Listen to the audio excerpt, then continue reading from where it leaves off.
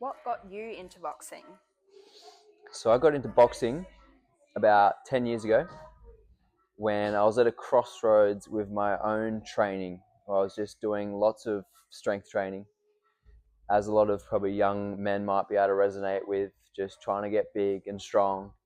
And I was working and training in like a quite a bodybuilder dominating gym, which was great. But it just got to a point that I was sick of just doing the same movements and trying to add more weight on the bar.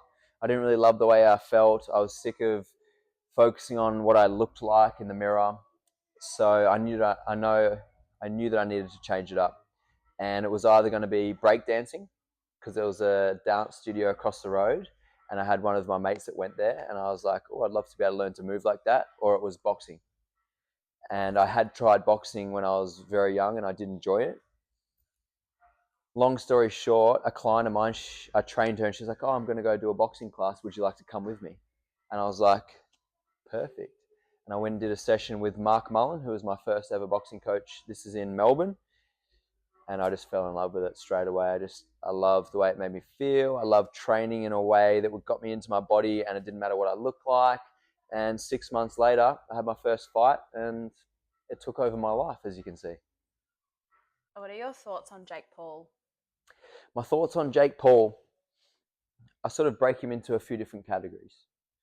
His online persona and his entrepreneurial marketing side of him, if you can understand why he's doing it, is very clever.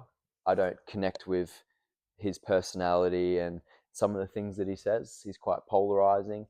However, I can understand how that is fueling his businesses and how he makes a lot of money from that. And being the villain, he plays that villain role really well. I don't really love that side of him too much, but I can understand it.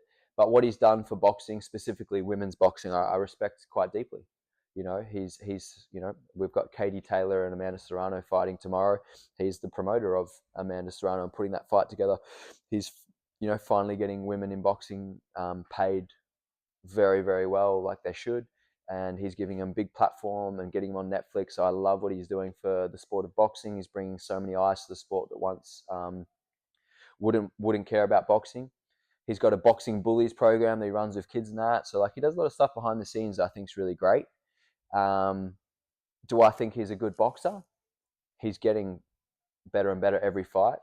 But in the grand scheme of boxing, he's not world level at all. If he jumped in there with a Canelo or anything like that, he wouldn't have a chance. But I love that he's putting himself out there. And I think what people don't see is, like, if you look at some of the best boxers in the world, their first 10 fights were against